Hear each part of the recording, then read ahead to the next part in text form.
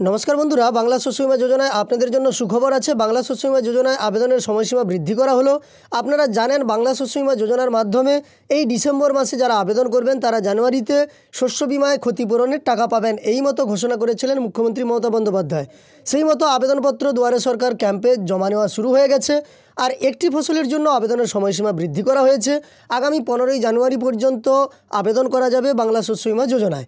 তো চলুন আমরা এই সম্পর্কে বিস্তারিত তথ্য আজকের ভিডিওতে দেখে নেব। কোন ফসলের জন্য আবেদনের সময়সীমা বৃদ্ধি করা হলো সেই সম্পর্কে জানার জন্য আজকের এই ভিডিওটি অবশ্যই শেষ পর্যন্ত দেখবেন এবং আপনি যদি এই চ্যানেলে নতুন এসে থাকেন তাহলে অবশ্যই চ্যানেলটিকে সাবস্ক্রাইব করে পাশে থাকা নোটিফিকেশন বেল আইকনটা অল করে রাখবেন। তো সংবাদপত্রে প্রকাশিত সংবাদ অনুযায়ী আলু চাষে বিমার আবেদনের সময়সীমা বাড়ালো রাজ্য সরকার। 15ই জানুয়ারি পর্যন্ত চাষিরা বিমা করতে পারবেন। আপনারা জানেন এখনও পর্যন্ত কিন্তু ওয়েবসাইটে শো করছে 31শে ডিসেম্বর পর্যন্ত সময়সীমা আছে আলু চাষের জন্য আবেদন করার, কিন্তু এটা রাজ্য সরকারের পক্ষ থেকে বাড়িয়ে দেওয়া হয়েছে। হয়তো কিছুদিনের মধ্যেই এটা আপডেট হয়ে যাবে ওয়েবসাইটে। বৃষ্টির জন্য পূর্ব বর্ধমান সহ বিভিন্ন জেলায় আলু চাষ ব্যাপক ক্ষতিগ্রস্ত হয়েছে।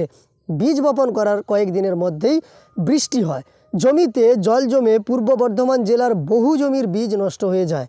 বাঁকুড়া, আরামবাগ মহকুমা সহ অন্যান্য জেলার চাষিরাও একই সমস্যায় পড়েছিলেন।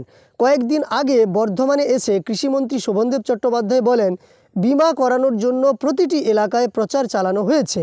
সব চাষিকে বিমার আওতায় আনাই আমাদের টার্গেট। চাষিদের পাশে রাজ্য সরকার সবসময় রয়েছে। দুর্যোগে চাষ ক্ষতিগ্রস্ত হলে চাষিরা ক্ষতিপূরণ পেয়ে যাচ্ছেন। কৃষি দপ্তর সূত্রে জানা গিয়েছে বৃহস্পতিবার পর্যন্ত 4,70,000 ফর্ম বিলি করা হয়েছে। তার মধ্যে 7,511 জন চাষি আলুর বিমার জন্য আবেদন করেছেন। 1 শতকে বিমার জন্য চাষিদের 22 টাকা 35 পয়সা বিমার জন্য দিতে হয়। অন্য ফসলের জন্য চাষিদের বিমার টাকা দিতে হয় না। সেই কারণে ধান বা অন্য ফসলে বিমা করার জন্য চাষিদের উৎসাহ দেখালেও আলুর ক্ষেত্রে ততটা দেখা যায় না। এক আধিকারিক বলেন, বিমা করলে চাষিরাই উপকৃত হবেন। 2021-22 সালে শুধু পূর্ব বর্ধমানে চাষিরা 74 কোটি টাকা পেয়েছিলেন। এবারেও ক্ষতিপূরণ পাবেন। 2021 সালে স্যাটেলাইটের মাধ্যমে ক্ষতিগ্রস্ত জমি চিহ্নিত করা হয়েছিল। তা নিয়ে চাষিদের মধ্যে ক্ষোভ দেখা যায়। তাদের অভিযোগ ছিল স্যাটেলাইটে সব ক্ষতিগ্রস্ত জমি চিহ্নিত করা যায় না। যেসব জমিতে আলু চাষ হয়নি সেই এলাকাও ক্ষতিগ্রস্ত হিসেবে চিহ্নিত হয়েছিল, অথচ বহু ক্ষতিগ্রস্ত জমি চিহ্নিত হয়নি। সেই কারণে এবার কর্প কাটিংয়ের মাধ্যমে ক্ষতিগ্রস্ত এলাকা চিহ্নিত করার সিদ্ধান্ত হয়েছে। পূর্ব বর্ধমান জেলা পরিষদের কৃষি কর্মাধ্যক্ষ মেহবুব মণ্ডল বলেন, বিমা করার জন্য ব্যাপকভাবে প্রচার করা হচ্ছে। বিভিন্ন এলাকায় ট্যাবলো ঘুরছে। আলু চাষিদের উৎসাহিত হতে হবে। আলু চাষি সমাদ মোল্লা বলেন, টাকা দিয়ে বিমা করার পরও গত বছর আলু চাষি ন্যায্য টাকা পাননি। অনেক কম টাকা তাদের দেওয়া হয়েছিল, সেই কারণে চাষিরা উৎসাহিত হচ্ছে না। আর এক চাষি বলেন, চাষের খরচ বেড়ে গিয়েছে, আলু বীজ সার বেশি দাম দিয়ে কিনতে হচ্ছে। বৃষ্টিতে জমি ক্ষতিগ্রস্ত হওয়ার পর আবার নতুন করে বীজ রোপণ করতে হচ্ছে।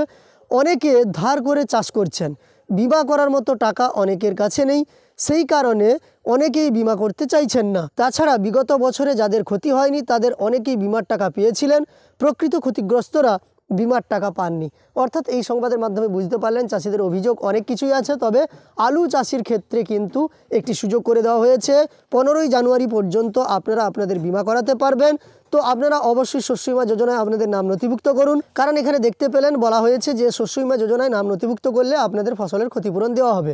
যাই হোক, এই ইনফরমেশনটি আপনার যদি উপকারে এসে থাকে একটি লাইক করে আমাদের উৎসাহিত করবেন। এই ধরনের আরও ইনফরমেশন পাওয়ার জন্য চ্যানেলটিকে সাবস্ক্রাইব করে পাশে থাকা নোটিফিকেশন বেল আইকনটা অল করে রাখবেন। এই ভিডিওটি শেষ পর্যন্ত দেখার জন্য অসংখ্য ধন্যবাদ।